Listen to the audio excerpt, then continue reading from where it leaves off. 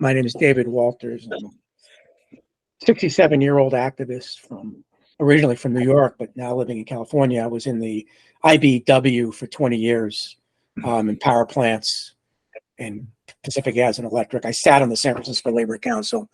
And in the 90s, I was one of the founding members of the Marxist Internet Archive.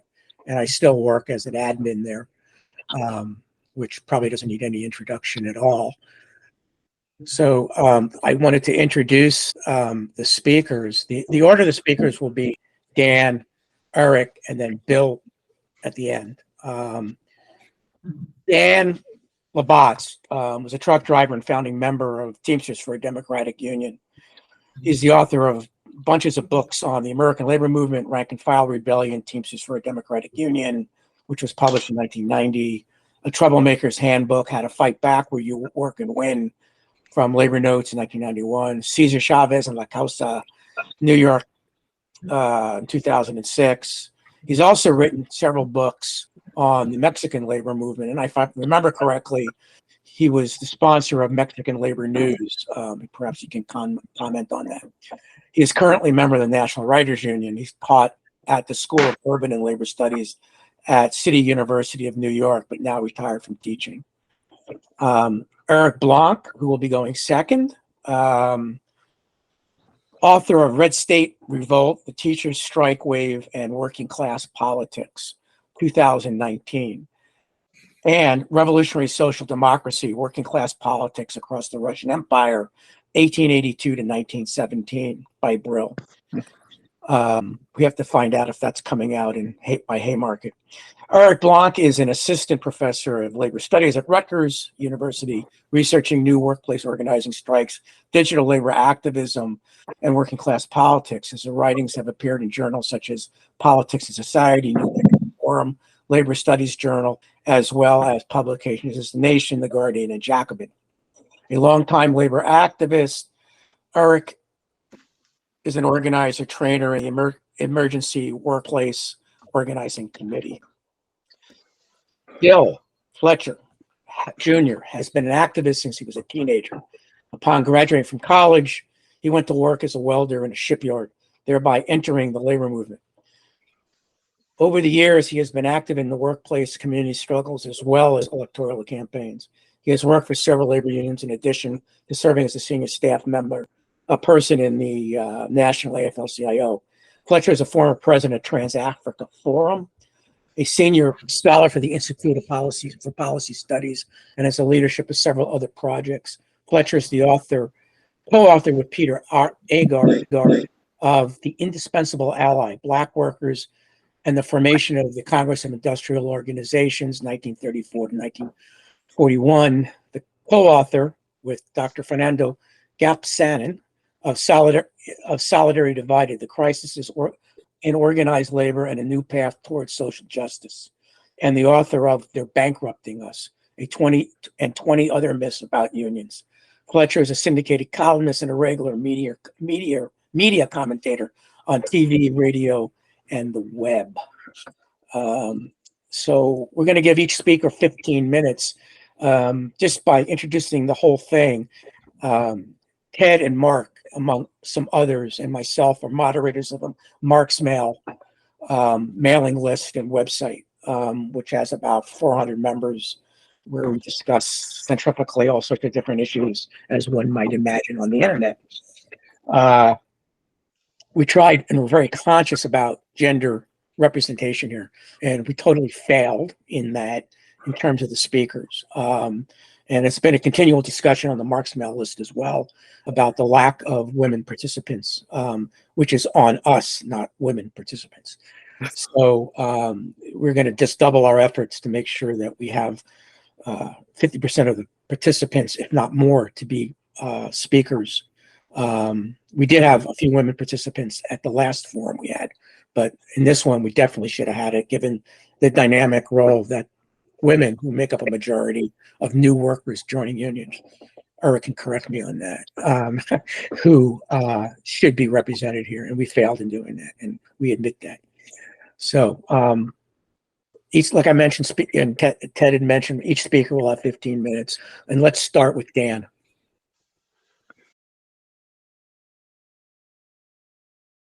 Okay, thank you very much. Thanks to the organizers of Mark's Mail for creating this event and inviting me and the others to participate. And I'm glad to be participating with Bill and Eric. I think we share a lot in common, but perhaps we have differences I'm unaware of. I think right now, I wanted to give a broad overview. Right now, we're in a kind of period of transition, I think, in the labor movement. We had 40 or 50 years in which the labor movement was pretty quiescent. There was a decline in union members. There were few strikes for decades, or a few strikes of any size. And now we have lots of changes taking place in technology and work organization. We have the whole climate issue, which is a major factor. And we have we also have a change in working class activity. We've had a strike wave, a genuine strike wave that, as you're all familiar with, particularly in the last year, the United Auto Workers, Kaiser Permanente workers, and the Actors and Writers Union. These were three gigantic strikes. Somebody reports there are 400,000 workers went on strike. That's a very large number. Not nearly as large, though, we should recognize, as previous periods of American history. Not as large as the enormous strikes, for example, of 1970. 1970 was a peak year for strikes, 70, 71, 69, 70, 71. Many millions of workers going on strike, and many of those wildcat strikes. Nevertheless, what we have now is a significant number of strikes, and I think it means we have something we could call a return to class struggle by a significant minority in the working class. And we also have a return to a new kind of working class political consciousness. I think that we saw, interestingly, the rhetoric that accompanied the United Auto Workers. Rhetoric's not always the same as consciousness and not always the same as action. But Sean Fain's remarks that we are in a class struggle against the billionaire class, and that the entire working class of the United States, and sometime he said of the world, is engaged in this class struggle, and that we should be united in this class struggle. This is a way that American labor leaders haven't talked maybe since the 1950s or 40s, or certainly not many of them. So I think that's a very significant development, because that rhetoric, whether, you know, it always remains to be seen what union leaders say and what they do are not always the same. But that rhetoric itself is very important. We had decades where people talked about the middle class. Now we talk about the working class. So I think that's a very significant development. And in these strikes, the strikes have been over all the traditional working class issues we always have of wages and hours and working conditions, benefits. But there's now new fights that are based here on new technologies. And I think that that is important and represents something new in the labor movement. Both the actor strike involved issues of AI, and the auto strike is about EV, electronic vehicles, and AI is artificial intelligence, of course. And so it's interesting that the labor movement is confronting these big technological changes in these current developments. And one other thing I would note is that in these strikes, we have a very often a leadership role played by women, particularly in the teacher strikes, because women often make up a majority, particularly of primary school teachers, but also a lot of high school teachers. And other, in some unions, it's all educational workers, so all the people who are in the services in those schools. So women have been very important to these, and Black and Latino workers have been involved at all levels of this. And also that while you have a lot of tension and discussion about racial division and gender division in our country, it seemed to me that there's no evidence that there wasn't very good class unity. That's not to say there aren't sometimes racial tensions, and not to say that racism and sexism have been beaten. They have not. Racism and sexism are very unfortunately alive and well in the workplace and in some unions. But Black, white, and women, white, and male and female and other gender workers were able to unite in this fight. We have some new labor officials I take two of them here that are interesting to look at. One is Sean Fain, that I've already mentioned, who talks in terms of class struggle, led this tremendous strike against all of the big three automakers at once for the first time, and did so leading tens of thousands of workers in a very sophisticated cascading strike.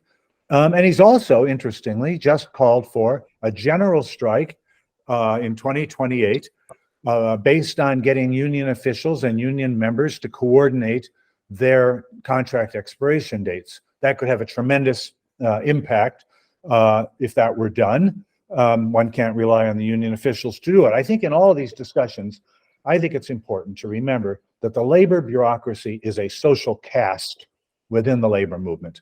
That is, very often, most union officials have more privileged existences. They have a different ideology, and they come under the pressure of workers and employers. And it's important to figure out how to push those union officials and how to keep them fighting for workers, creating a more militant and democratic unions.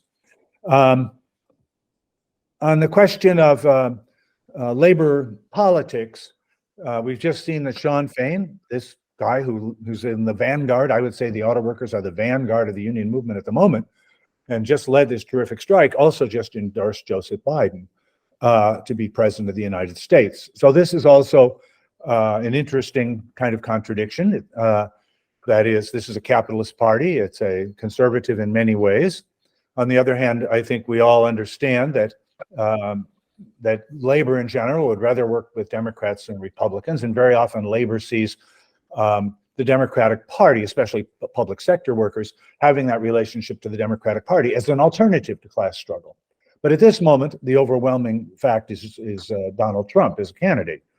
So I think that accounts in large measure for Sean Fain's position to avoid this very conservative presidential candidate who will ultimately be a very, if he's reelected, to be a very repressive anti-working class, anti-Black, anti-Latino, anti-women and LGBT president. So I think that's an understandable position. On the other hand, we have Sean O'Brien, who was very much praised by the left leading up to the UPS contract, by TDU, the Teamster Reform Group, by Labor Notes, and by DSA.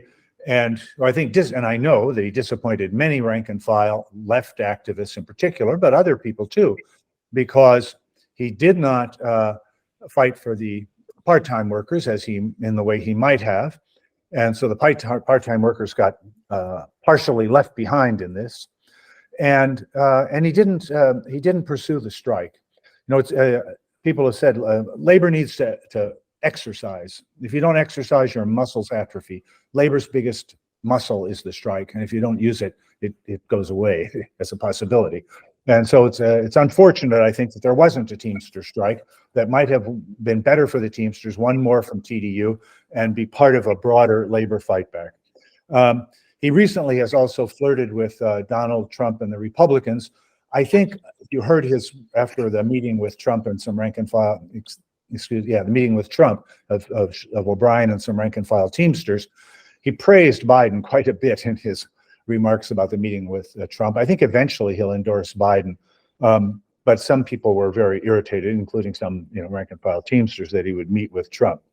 The tendency of the unions is going to be to support the Democrats. Many of us who are been working class activists, leftists, have for decades been advocated and still believe in and think it's important to attempt to organize a working class political party in the United States. Could be a workers' party, could be a workers' and Black party, could be a workers', Black and women's party, whatever, a labor party. But there's not even much talk of that at the moment, I think because of the ominence of Trump. And as for the Green Party and Cornel West's candidacy, I think that there is very little enthusiasm for them, again, because of the fear of that they might be spoilers at a time when people want to concentrate their fire. That doesn't mean that we don't appreciate the role that these groups play in bringing more radical ideas. The Green Party's declared itself a socialist party. I think that's a very good thing. So but nonetheless, I don't think there's going to be much of a basis for them here. Within the unions, we have an important thing that's been taking place, which is a growing left-wing presence in the unions. That is, there are now several hundred leftists from DSA, from other left groups, some people who were in those unions who have become leftists from their association, and that's important. And they're organizing rank and file caucuses in those unions, often networks, and they're working through DSA or other left groups. They're working in labor notes to build these networks, such as exist in the teachers and the Teamsters. And these leftists not only do that, but they can also often do raise social issues. That is, people on the left, as well as Black workers, raised in the unions the need to support Black Lives Matter. And, people in the left have also put forward the importance that we have the labor movement involved in and committed to climate change, the fight against climate change. And I think that's very important. Recently, the left, including, interesting, Sean Fain spoke out strongly for a ceasefire, even while endorsing Biden. But we do have other people who, in his own union, people opposed the endorsement of Biden because of the issue of the Democratic Party's support for Israel in the genocidal war in Palestine. The left can raise these issues if it has a social base. I saw in the Bay Area, somebody from the Bay Area could comment on this, a number of teachers' unions tried to take this up, but met with tremendous resistance from teachers and community members who supported Israel, and some of whom were very fervent Zionists. So how you bring up these social issues is very tricky. It requires a social base, it requires an educational process, and it requires a finesse, there's no doubt. So this is where we are, I think, in a broad— 3 minutes, Dan. Thank you. A broad schematic overview. Well, the question is, what is it likely that there will be the detonation of a mass movement in the United States? Since forever, the left has looked towards an economic crisis to detonate the mass movement. Trotsky thought, wrote before the war started, that at the end of World War II, that he believed there'd be an economic crisis and a revolutionary movement, both in the capitalist and in the Stalinist communist world. And it didn't happen, of course. And since I joined the left, I was at for over many years and decades at many meetings, I was told the economic crisis is coming and labor will respond. I think there's often been a very mechanical idea about how that response would take place. In any case, I do not foresee at this moment an economic crisis. American capitalist economy is very prosperous at the moment. We have a lot of poverty in the country. We have a lot of economic inequality, but in general, the economy is doing well. It's not like 2008. And so I do not foresee, of course, that's in the short term. And we know that economic crises can break out suddenly and bring about change. I do see the possibility of a political crisis in two different forms. One is, if Trump loses, I think there will be a lot of violent mobilization in the country, certainly a lot of mobilization by the right wing that will take violent forms. What will the labor movement do about that? How will it respond? I think that's very possible if he loses. If he wins, we're going to confront a president who is preparing to dismantle everything we consider a social safety net, get rid of all the regulations regarding race and sex and gender, and to set this country back, if not to the 50s, maybe to the 20s. This will be very reactionary. He will be very repressive. We can expect somebody in that power to gradually, if labor resists, to become repressive towards labor. So I think we have, just to sum up, I think we have our historic usual agenda, which is we have to build rank and file power in the workplace. We have to work with the social movements of racial minorities, of immigrants, of women and trans, LGBT people. We have to work with the climate movement, and we have to build an independent political force. course, there's much debate on how that's to take place within, without, or within and without the Democratic Party. But so I think that's my view of the current situation. We don't have enough people at the moment. We don't have a big enough, a strong enough left at the moment. But we can have an impact, and we should do that by taking up those historic tasks. Thank you. All right. Thank you, Dan. Eric, you're next. Hi, everybody. Thanks for having me on. I'm doing double duty here with my son, Ellie, so apologies for if there's some yelling. I guarantee you it's just par for the course. So good to see you all. Thanks to Bill and to Dan and to everyone for being here. I'm going to put in a screen share mode. So I've been working for the last year and a half on a book that's coming out with UC Press later this year. And so in the spirit of trying to like give some data to help think through our analysis, I'm gonna give you a sneak peek. I'm gonna give you a sneak peek. Here we go, of some of the data I've gotten for the book, and let's dive straight in. So let's see if can you all see this? Yes. Thumbs up.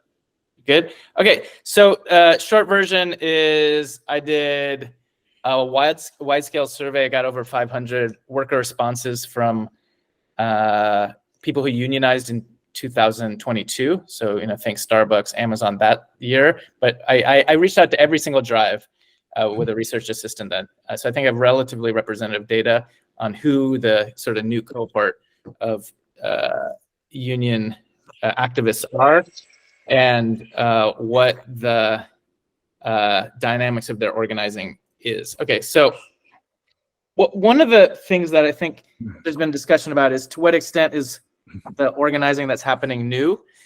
How much of it is there a new model of organizing?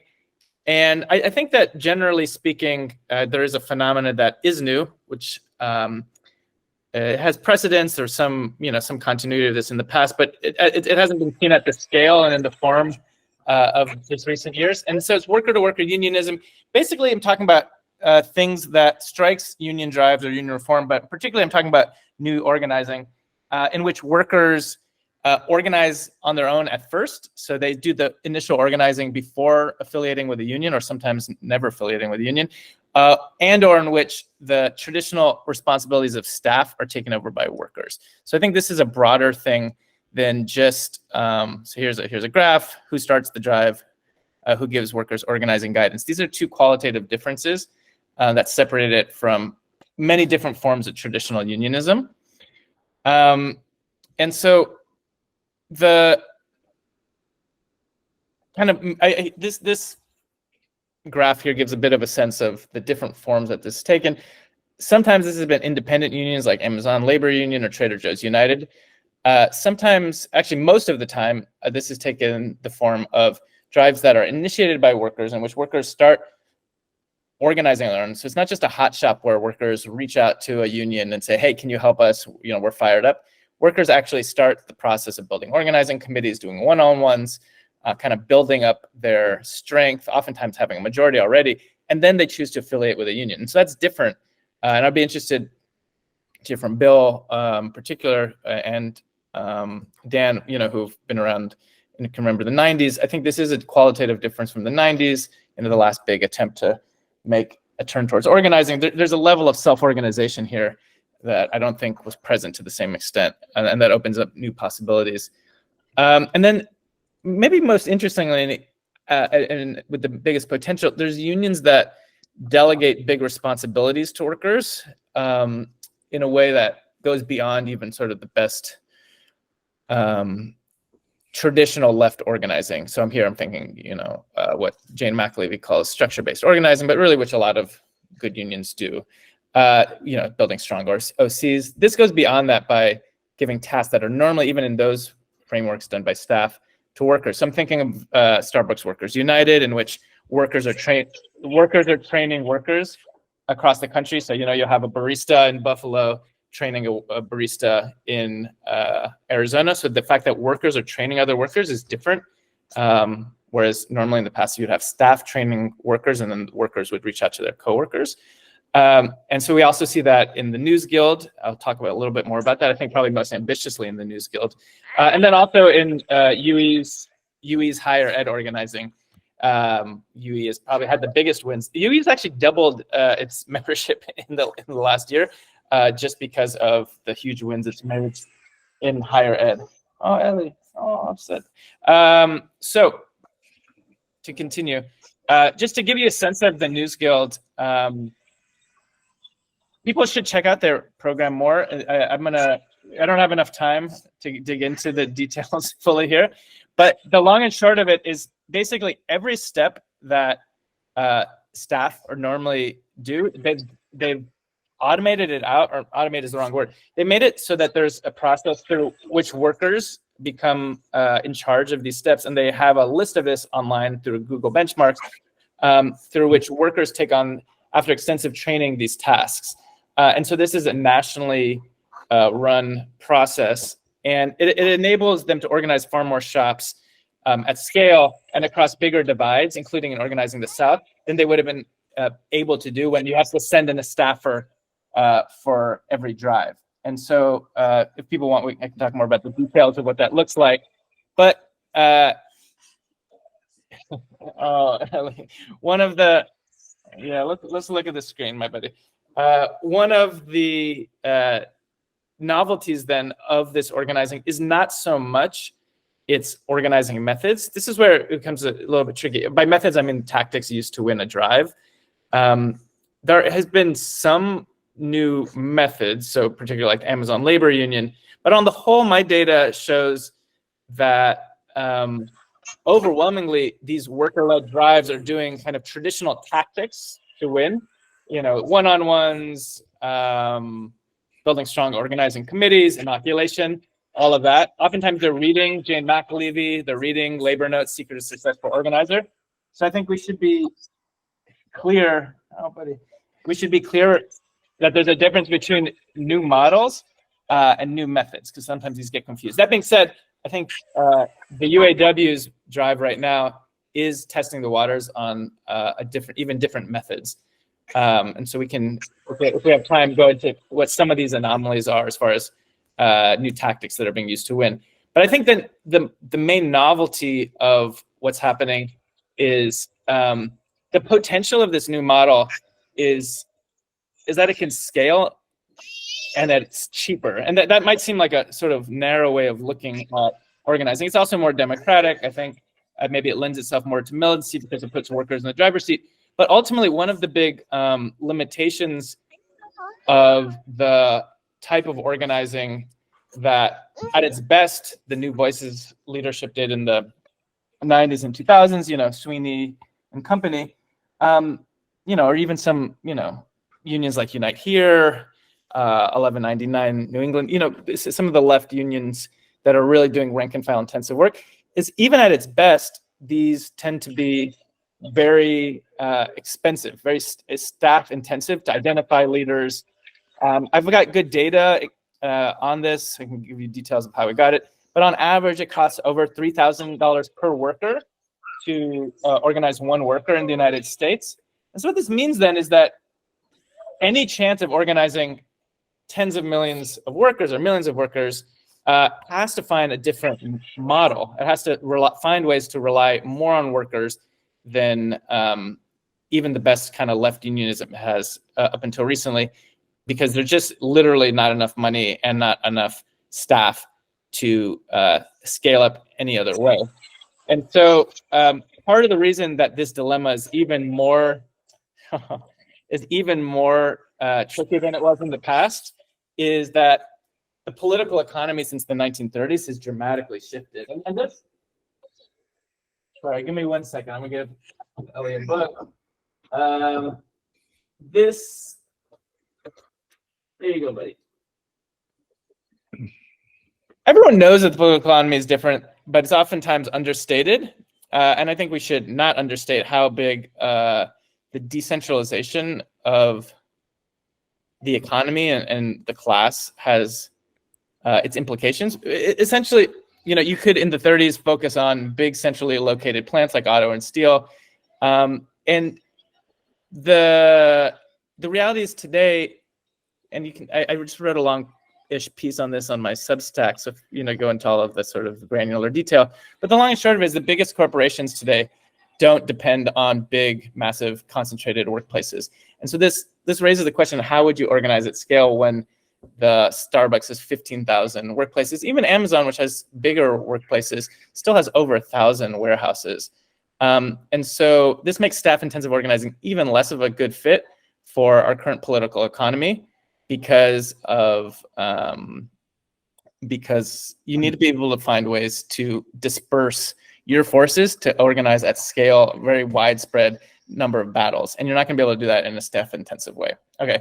So to give you some data then on staff to worker ratios, to give you a sense of how much things have changed since the 30s, the most top-down drives, so I was able to crunch the numbers a bit. So Steelworkers Organizing Committee, the most top-down drive of the 1930s. This is the CIO Murray and company that kind of famously tightly run ship. Steelworkers Organizing Committee had one staff for every 1,745 workers.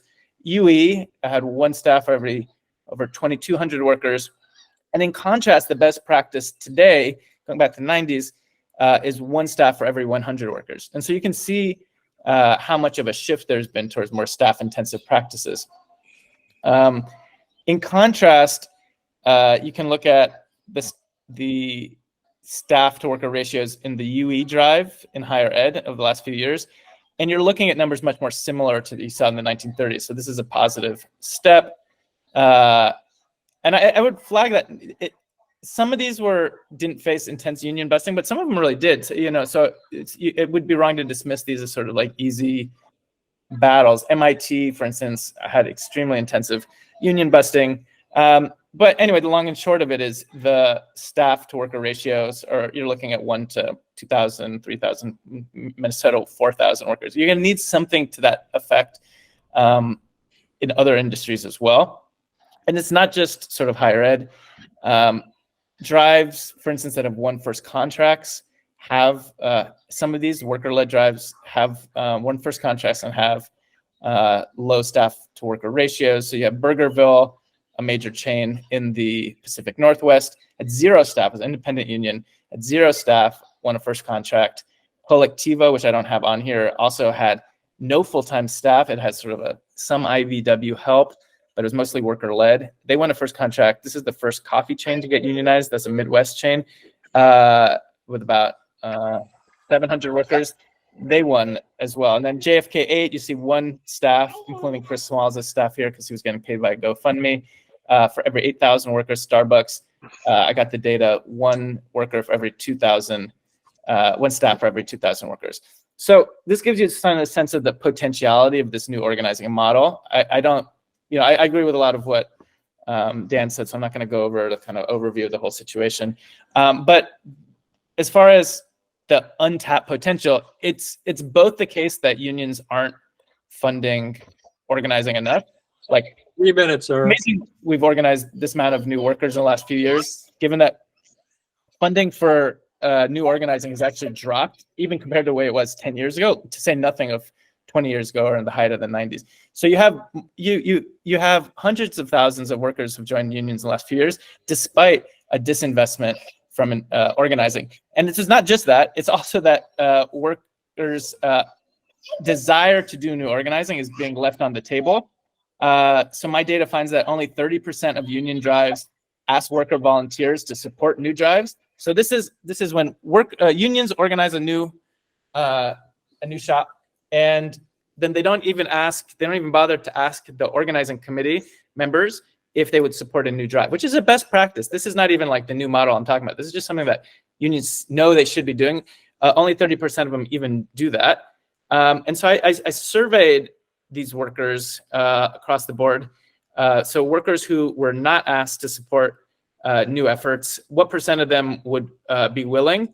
Well, it turns out 80% of workers of union, 80% of worker leaders, so these are organizing committee members of new drives, said that they would be willing to support a new drive, and they haven't been asked. So, this gives you a sense of the amount of untapped power that is getting just literally left on the table. Okay, how am I doing on time? Sorry.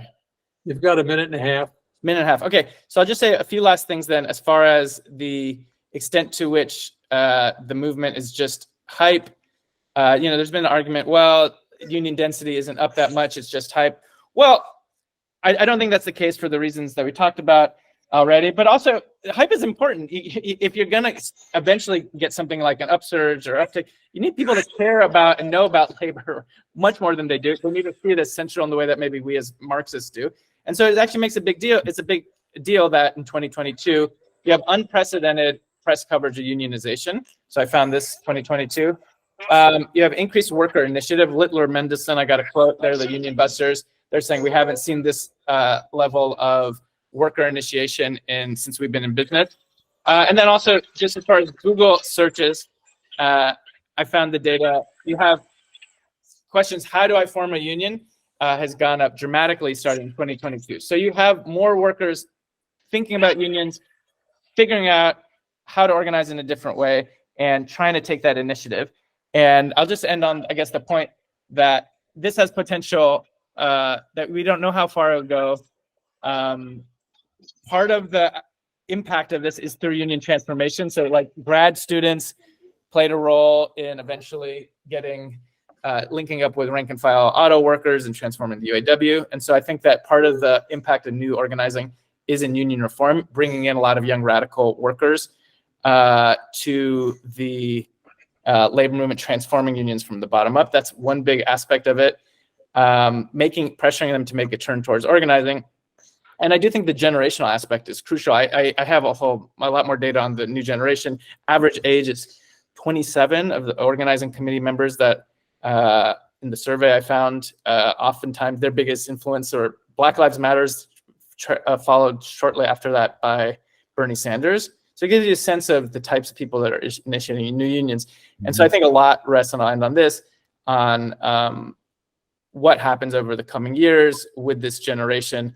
And it's not just that people are scared of Trump. The NLRB has been good. The NLRB has played an important, very significant role in boosting these new drives.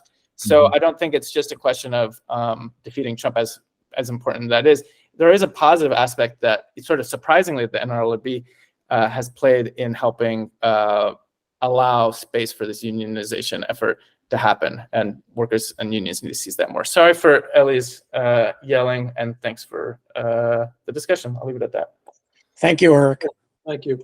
We now have, if you can cut your screen share, that would be, okay, there we go. I think we should always have a baby in the picture. It's just so nice. I want to welcome Bill. You have the mic.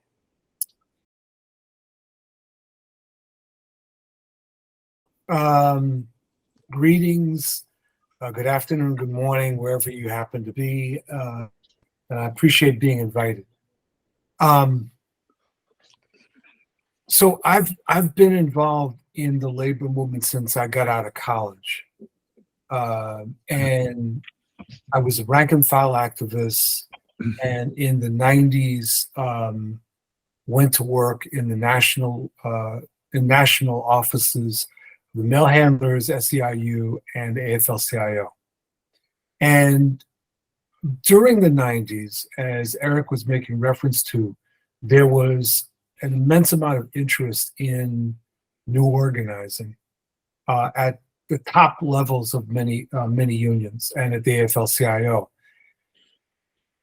But there were problems, and I've been thinking a lot over the years, some of which Gopasine and I wrote about in Solidarity Divided. But today what I want to identify are 5 lessons from the 30s and how they may be relevant to today. Because what I think happened in the 90s, among other things, was that there was a selective use of history by leaders in identifying what needed to be done in order to rebuild. And one of the things was an immense amount of focus on putting greater resources into organizing. And as important as that was, it was missing a whole lot. So let me add 5 things. In the 30s, strategic organizing and strong leadership was really critical. And that included targeting, it was resources, coordination, but also risk. There was a willingness to take immense risks in the 1930s, particularly. And it's something that much of the current leadership has been very unwilling to do. And the issue of targeting, although this was something that was raised when the AFL-CIO was split in 2005 by the change to win people, it was very disingenuous. They were talking about focusing on industry, but most of them didn't. So it was really bullshit. But targeting actually was and remains, I think, something critically important. Second thing was militancy and unorthodox tactics. When you look in the 30s, the entire way that the unemployed workers movement developed almost immediately upon the commencement of the Depression, occupations of workplaces and direct action. And this was so powerful that when the Republican political counteroffensive took place in 1946, the move to create the Taft-Hartley Act was in part a real response to these immense victories that workers had carried out and rendering illegal many of these brilliant tactics. The third thing was strong alliances. And this wasn't just building political muscle, aligning Roosevelt, but it was much more than that, including, and most importantly, I would argue, reaching out to key social movements. So you had the development of, in 1935, the National Negro Congress, which, although it emerged primarily in response to the Depression and the failure of the New Deal to be equitable in what it delivered, it understood the moment and it understood the importance of the growth of the CIO. And they became a very key ally to CIO unions, including the steelworkers and the UAW. In fact, most UAW members and leaders don't recognize that the victory of over Ford in 1941 was directly related to an alliance with the National Negro Congress and the NAACP. If we have time, I'll go into why. There was also El Congreso de Pueblos de Habla Española, the Congress of Spanish-speaking people, which was largely in the Southwest and was very instrumental in supporting CIO organizing, as was the Mexican labor movement, which, again, U.S. trade unionists largely ignore the importance of the Mexican trade union movement in supporting the CIO. The issue of anti-fascism, which for many of the unions in the CIO became something that was a sort of unifying, overarching theme, was part of a vision so that trade unionism ends up being linked with anti-fascism, and that it becomes a very important part of the culture of the 30s and the 40s, and particularly because of how dangerous the fascist threat was at that time. And I don't mean just externally, but when you had forces like Henry Ford, the Silver Shirts, the German-American Bund, and others, plus the plot to overthrow Roosevelt in 1934. A fourth element was that the broad left threw down, and this was across the board. The Communist Party liquidating the Trade Union Unity League, which was an alternative labor federation, throwing at Trotskyists, Mustites, and others, making a strategic commitment to building this new labor movement and what it would mean. And that was both staff and volunteers. And I want to double emphasize volunteers because although recently we've seen a surge in so-called SALTs going into workplaces, there is a very, very strong culture influenced by NGOism of I will do work if I get paid. And if I don't get paid, I'm not going to do anything. And we see this not just in the working class movement, but across the board. And this idea of the only way to do political work is to be a professional organizer, which relates to some extent on what Eric was raising. And so there was this throwing down. Finally, timing. Lenny Bruce made the famous comment that comedy was plus timing. And I think that a lot of organizing is really about timing. We sometimes, as the left, fall prey to voluntarism. That is, if there's a will, there's a way, not looking at objective conditions that can sometimes render the wood dry or wet, as a friend of mine would say. And so the depression, the threat of fascism, all of that was a contributing factor to helping things come together and creating what scientists would call a critical mass. So what does this mean today? Well, we need strategic and coordinated organizing. So we see the UAW under Sean Fain talking about large-scale organizing of auto parts, et cetera, and particularly going south. This is critical. We see some unions that are focused on craft, like nurses, also making such a commitment. At different points, there's been discussions about geographic targeting. And this has meant a couple of different things. There was the effort that the National AFL-CIO undertook around 1999-2000, which was called the Geographic Organizing Projects, which were aimed at building organizing centered around central labor councils. The most successful was the Stanford Organizing Project, which Jane McAlevey led, which was actually, I would say, quite a brilliant effort that brought together unions, organized thousands of workers, united with community-based organizations, and made unionizing an economic development issue. This effort was squashed largely by national union organizing directors who felt threatened by local unions that wanted to organize, and sometimes that went off plan as far as they were concerned. But geographic organizing could also be in a different realm where you have unions saying, we're going to take on a state. That is, we're going to throw resources into organizing Mississippi, organizing South Carolina, et cetera. And obviously, strategic and coordinated organizing necessitates resources. Second thing, militancy and unorthodox tactics.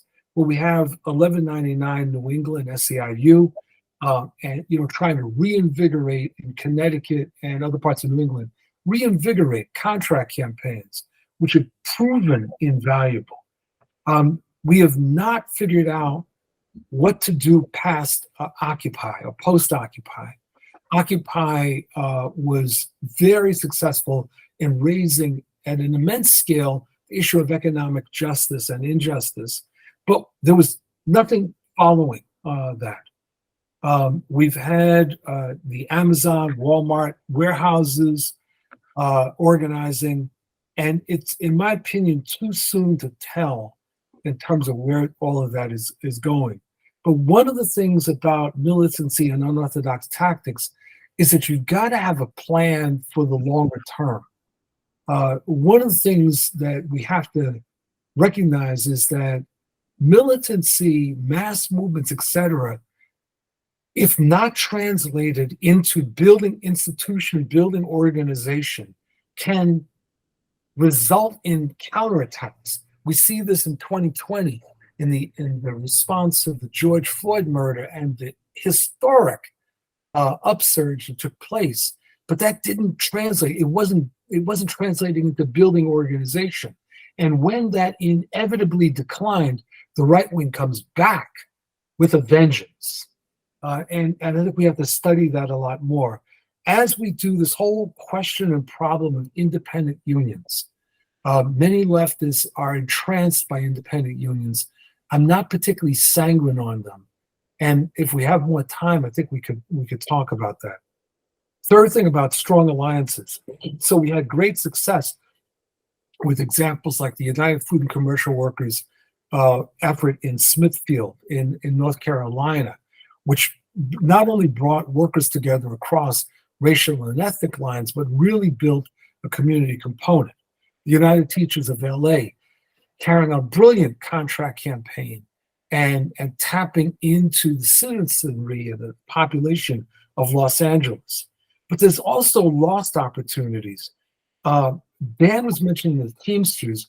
I'm going to mention a different side to what I think was a lost opportunity with the Teamsters, the UAW, SAG-AFTRA, and the Writers Guild, which is that in each of these cases, they did immense work, and I'm not criticizing the work, but I think that they lost an opportunity. 3 minutes, Bill. Thank you. They lost a major opportunity, which is that they did not connect their demands with the broader demands of the population. So let's just take, for example, the SAG-AFTRA and Writers Guild. One of the big issues was AI, artificial intelligence. Now, unless I've missed something, people around the country are very fearful about this issue of artificial intelligence. Think about what might have happened if SAG-AFTRA and the Writers Guild had really broadened their fight and united their demands around artificial intelligence with the demands and fears that people are facing every day in multiple sectors and the rest of their lives. The last two sections, since I'm running out of time, are the left, which increasingly is throwing down, but not exactly in a strategic way, and I think fails to appreciate the importance of the left-center alliance in not simply winning, but in governing. That we on the left simply cannot do it alone. We're not at that point in history, and we necessitate alliances. And I think we've seen some of the best work, the Chicago Teachers Union, Milwaukee Teachers Association, UTLA, as well as some of the salting. But we need greater vision, what I argue is social justice unionism, and fighting for power. And finally, the issue of timing. You know, as the great book says, if not now, when?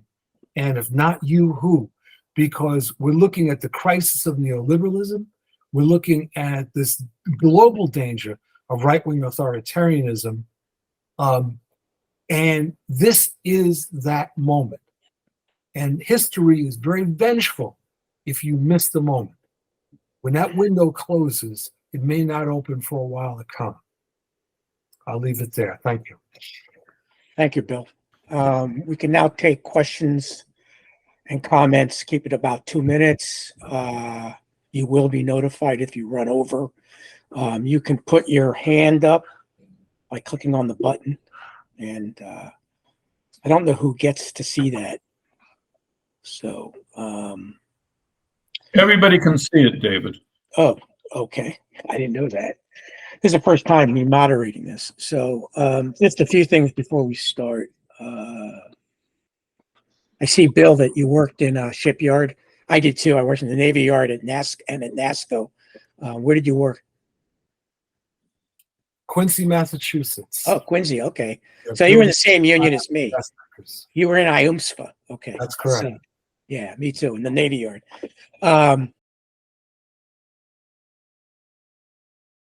Just had to get that out of the way. So who's going to speak first is Cheryl. Yeah, I have a lot more to say than 2 minutes will provide for, but I'll do what I can. So first of all, I was very active in my AFSCME local 444 in Oakland, California. It's public sector union. I'm a retired industrial electrician. And I was, again, president of my union, did steward, a lot of other things. I'm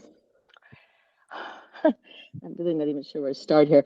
I want to say that I agree with Bill Fletcher's last comments about the historic opportunity that was missed last summer by the Teamsters, the UAW, the writers, and the actors to raise the question of technology in society in a united way, and to point out and raise the fact that we do not have control, democratic control over industry, what is made, how it is made, and how it affects our lives. And of course, they wouldn't have raised it that way, but that's what could have happened. And they also could have and should have raised the demand for a shorter work week with no loss in pay, which is the only answer to technology and efficiency being imposed on workers the way it is. Of course, employers, corporations, they are all about technology to eliminate jobs and increase their profits. But from our point of view, from a working class point of view, it's about us having control over how that technology is used. And that moment has passed, as Bill pointed out.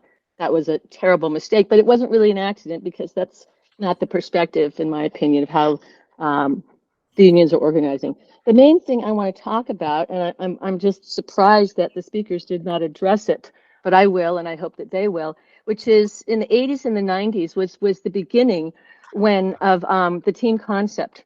Labor management partnerships became deeply embedded in the unions in this country. It was a disaster and continues to be a disaster. I'm sure Bill knows something about this because he was at the AFL-CIO during this time. I mean, the UAW completely embraced labor That's 2 management. minutes, Carol. Okay. That's 2 minutes. Shall we give you another minute? Okay. Well, Yeah. in any case, in my union, in the public sector, the leadership, the national leadership of AFSCME, who, like many labor leaders, are militant in words and opportunists in action, shoved this down our throat. Our local resisted it, fought against it till the very end, and did the exact opposite. That we have nothing in common with management. We aren't here to help them. We're here to take care of our own interests and fight for those. And that's so. This is a poison that's been embedded into union members' minds, and it still exists. I could say a lot more about it, but I'll end there.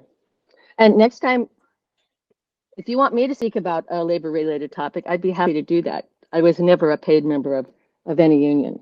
I was a rank and file leader. Thanks, Cheryl. We'll keep that in mind. Ted, you're next.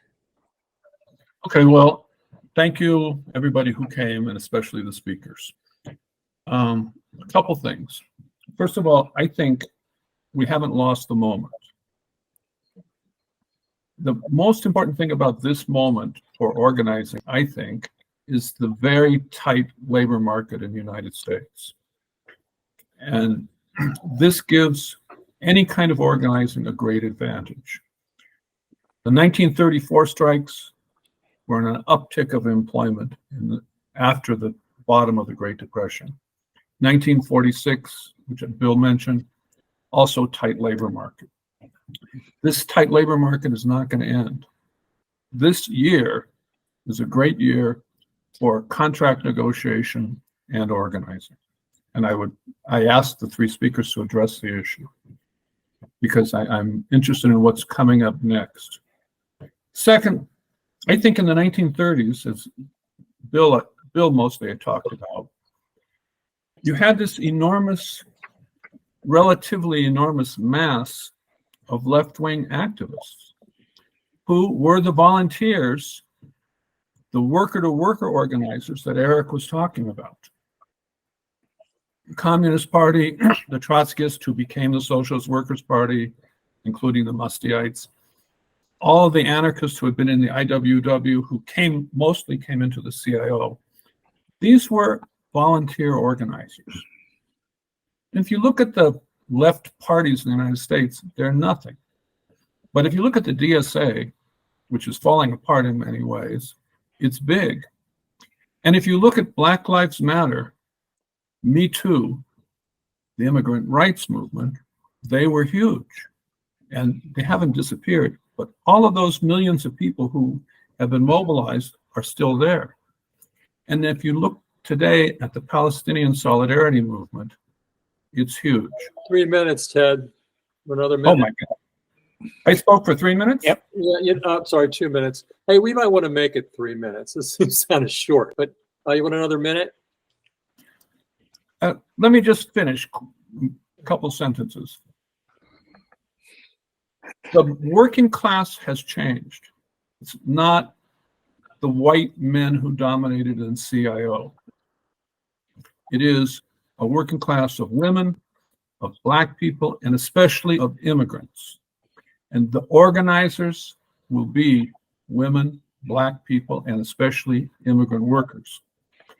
So that's where the labor movement has to be targeting, I think. So And I didn't ask these in the form of questions, but I'm interested in hearing from the speakers on these things. Okay, next is John, followed by Joan, and then followed by me. So Go ahead, John. I think you have John, sorry. Yeah. Go ahead. I think you have to put this in the historical perspective of what's happened in the labor movement in the last 75 years, in which there's been a war conducted by the entire labor leadership without a single exception, from top to bottom, well, with one or two exceptions, a war against all the best traditions of the labor movement. Those traditions include mass defiance, including the sit-down strikes and so on. They include socialism, and they include a struggle for working class independence through a mass working class party. And we see all the excuses. We've seen it. I saw it in my time in the unions, all the excuses why all of this is impossible. Black Lives Matter movement proved that it is not impossible. And I have to say, and this is a criticism of the comrades who organized this, that there's not a single speaker who has a history of the struggle against this war, against those traditions. And Bill talked about, people having to get paid to do organizing, and I agree with that criticism that he made.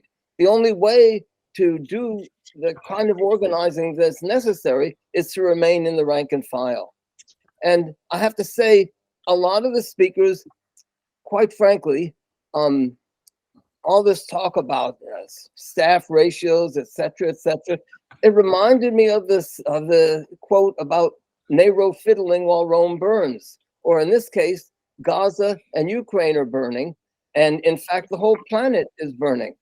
And how can you talk about what's happening in the working class, which is the labor movement, if you're going to ignore these huge crises? I want to also, on this issue of a mass working class party and the need to break from the Democrats. And I accept, and in fact, I've been very concerned about the danger of breaking up the anti-Trump vote.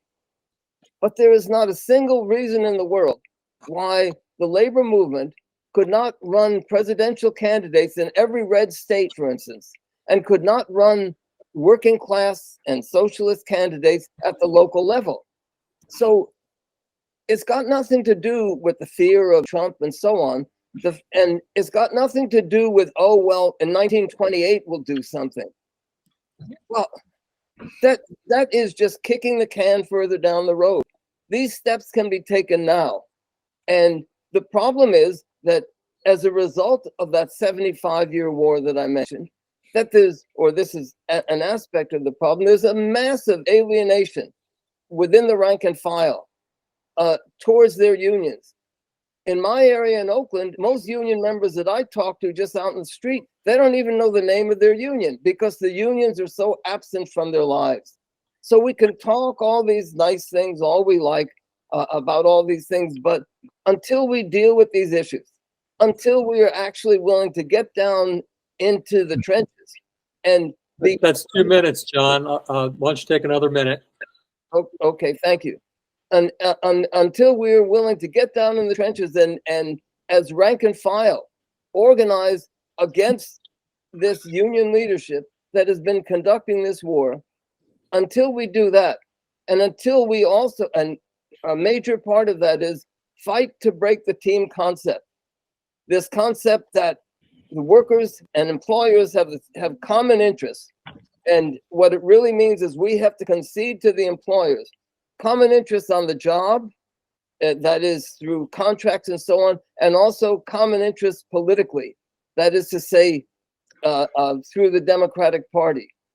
Until we're willing to organize along those lines, all the rest of it is, as I said, just Nero fiddling while Rome burns. It's just nibbling around the edges. And I'm disappointed that Marxists who organized this didn't have any speakers that have an experience fighting along those lines.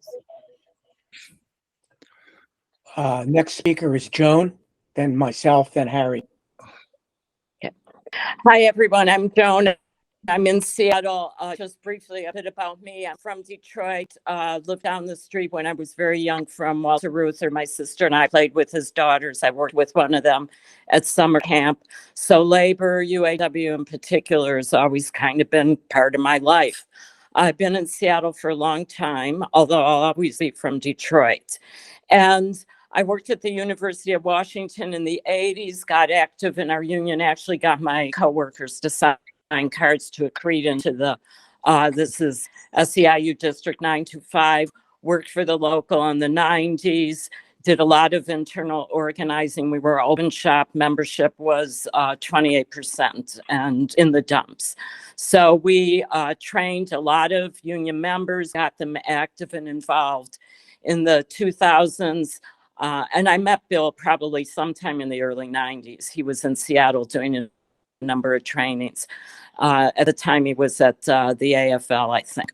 In the 2000s, I began working workforce training, more specifically labor liaison with the community technical colleges.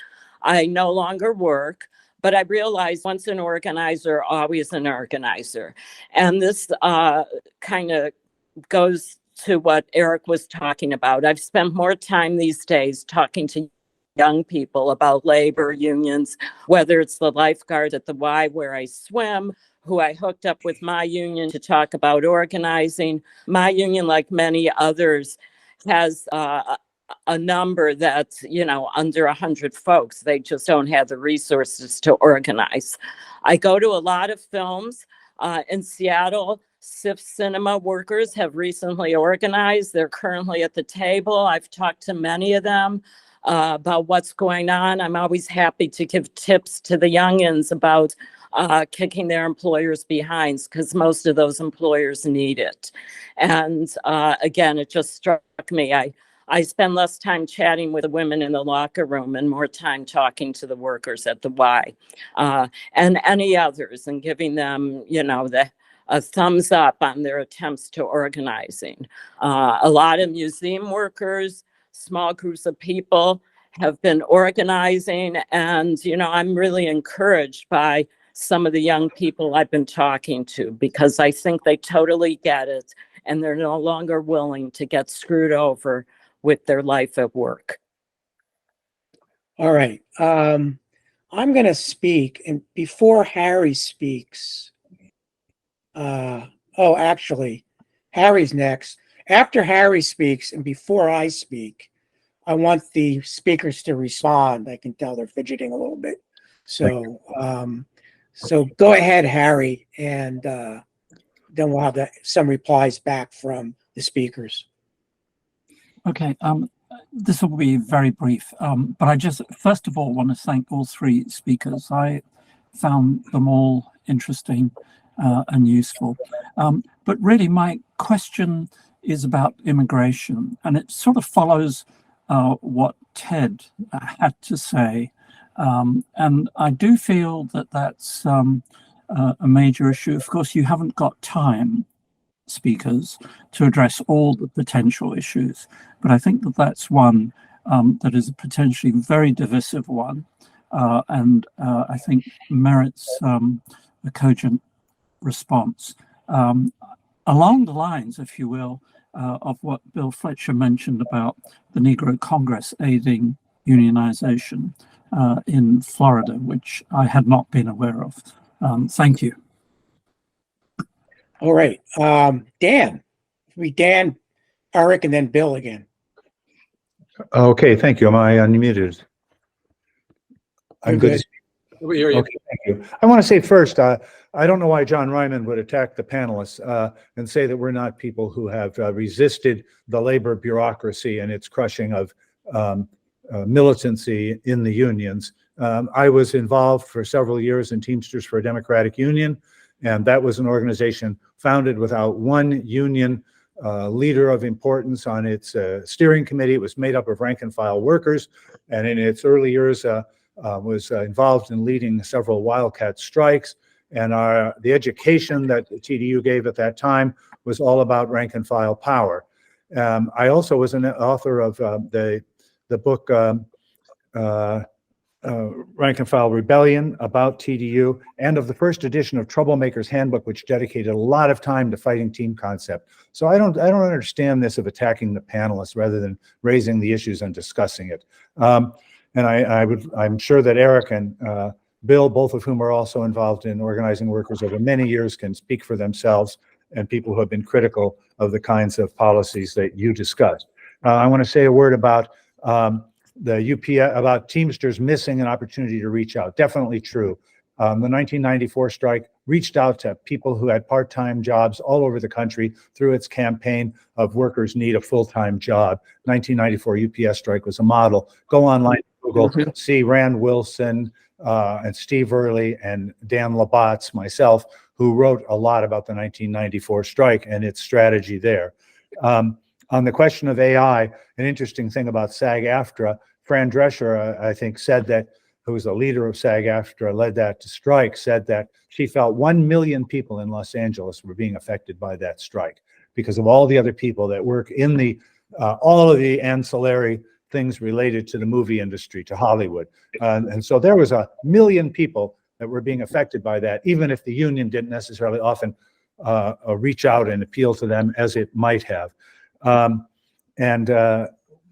About just one other thing, the two other things, the tight labor market. I absolutely agree. I mentioned it. I wrote some notes for this, and I don't know if I mentioned it in the presentation, but I'll publish those online as an article. And I certainly think that's true. I remember Pete Camarada, who was one of the founders of TDU, who was a rank and file leader in Detroit, led Wildcat strikes there. He said, I don't care about getting fired. I've been fired before. We just go next door and get a job, because it was a tight labor market in that period and he could get another job. That makes a tremendous difference. On immigrant workers, absolutely one of the most important factors, organizing immigrant workers.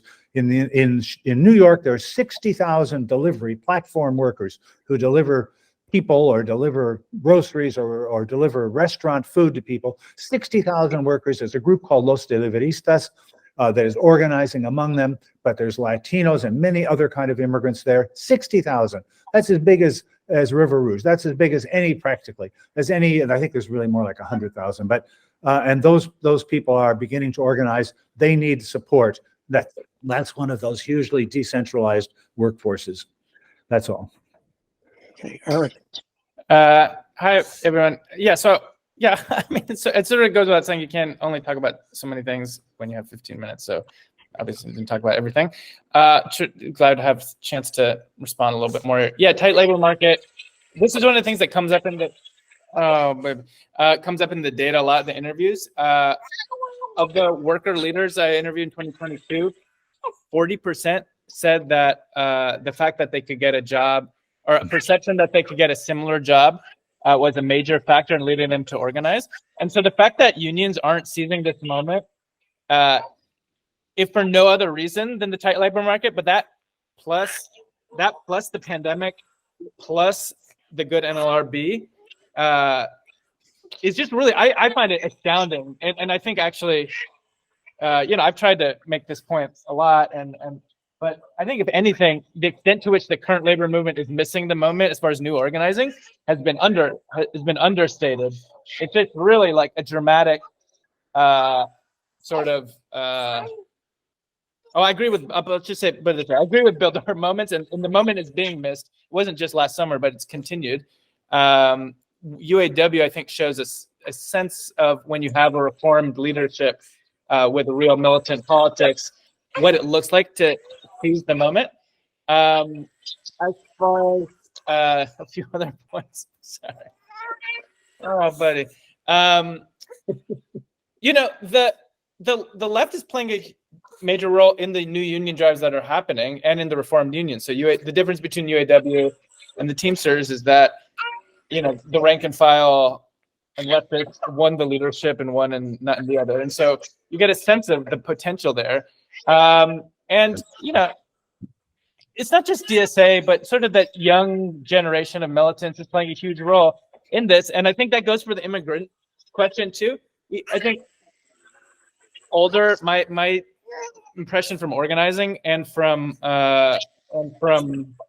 the data in my interviews is that younger immigrant workers, particularly like Their parents might be undocumented. They might have papers or not. Much more willing to take risks than maybe their parents are, who are really scared. I think since 2006, undocumented workers are just really scared and I don't see a short-term change to that beyond young workers in those communities. So I think the generational piece is very crucial. I'm going to leave it at that. I have a lot more to say, but Ellie is being extremely fussy, so I'll let Bill take it from here. Bill. Yeah. It always amazes me when you get leftists together, how quickly people will jump into insulting. And I'm reminded of something my father would say, that sometimes it's better to be thought of as a fool than to open your mouth and prove it. So I'm going to leave it at that in terms of my response to at least one of the comments. I remember years ago having a discussion with Danny Glover, the actor, and we were talking about the left in Hollywood. And he said there was no organized left in Hollywood. There were leftists. There were a lot of leftists, but there was no organized left. And I said, well, why? And he said, Bill, you can't overstate the impact of the Cold War on Hollywood. And I said, wow. I mean, after all these years? And I think one of the things that we in the left have not come to grips with is the impact of the Cold War on labor. In the 1990s, after Sweeney's slate took over the AFL-CIO, and we began a project called Common Sense Economics to actually talk about capitalism with union members. It was the first time that the union movement had dedicated itself to talking about capitalism to its members since at least 1948. And in constructing the project, one of the things that was really interesting was how fearful people were of things like talking about class, talking about actually using the word capitalism. And so I say this because the context in which we've been carrying out the struggles, people like the panelists and you all, it's been filled with minefields. And we have to, I think, really come to grips with that. But there's been a lot of struggles, good reform struggles. And just to be clear, I was not suggesting that the moment was over. What I was saying is that timing is everything, and that if you blow it, you blow it. I mean, it's sometimes just you don't get the opportunity back. I want to say something about the issue of tight labor markets and immigration. I think if there is a lack of inspiration and vision, the tight labor markets only lead to people leaving jobs and seeking better jobs rather than organizing. That the issue of organizing necessitates that people believe that something else can happen, something else better, and that collective work and collective action is important. We have been engaged in an ideological battle since the 80s, since the rise of Reagan, whereby Reagan and crew have took on actively a struggle against the notion of collective action, and instead replacing it with entrepreneurialism and individualism. And that even infected the working class. And so it's not just objective conditions. In the absence of people being inspired and being won to the notion that collective action can win, what will happen is what we saw during the pandemic, the great resignation of people deciding, hell with it, I'm going on to another job, or I'm going to sit this one out for a while. That's why the issue of vision and strategy becomes so critical, that people believe that something can happen. And that, I think, is why the victories, the most recent victories in auto and the Teamsters and in Hollywood become very, very important. But we have to build on that. And I think that that's a lot with the left. One last thing on immigration. One of the things is that beginning in the 80s and early 90s, the trade union movement became much more interested, or at least elements of it, in organizing immigrants, particularly Latino immigrants. Part of the challenge that emerged was that African Americans started feeling like they were being shunted aside, and that they were being treated as if they were irrelevant. And what's really interesting here is that African Americans, as a percentage of the population, are more unionized than other sections. Any good organizer will tell you, you go into a workplace, and if there's Black folks there, Black folks are going to be the first to respond, and Black women in particular, to respond to unionization.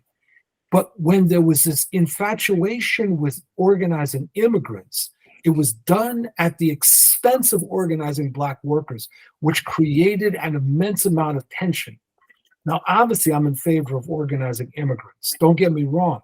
But there was a playoff, which I think in part relates to this underlying fear that white people have of Blacks, including among white leftists. All right, thank you, Bill. The next speaker up is actually is me. Oh, sorry.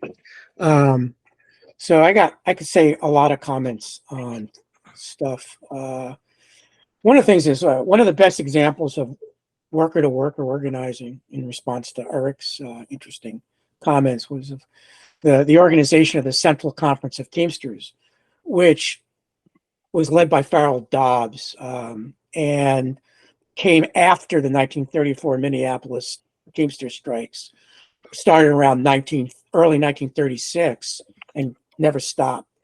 And they used the over-the-road truckers to organize other truckers in all parts of the Midwest. And it was the largest single organizing in the entire labor movement in history, was that 3 years when they organized 150,000 workers under a single contract.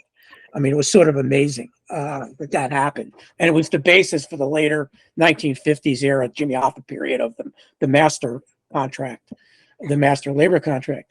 But more so, when I was socialist activist I was in the SWB, we were selling our newspaper. I was based in Kansas City. The labor movement there, we'd go up to Lincoln, Quad Cities, Iowa, Lincoln, Nebraska, and we would sell at a farm implement, John Deere factory, Teamsters, auto plant, Ford plant, Teamsters. All these different plants were Teamster plants. A steel mill, several steel mills were all Teamsters. Not the big U.S. Steel ones, but the smaller ones with only like 1,000 workers. And we found out from people who know that it was the Central Conference of Teamsters that organized those plants. They just didn't stop organizing at the loading dock or at the warehouse. They kept going to wherever they had. The entire city of Davenport was organized basically by the Central Conference of Teamsters. And that's reflective of the movement of the time, because it's going to end anyway at 90 minutes. I want to thank everybody for coming this morning on the West Coast and this afternoon on the East Coast to this important forum. We want to apologize for the very obvious inequitable gender balance in the forum, both among the panelists and in the audience itself.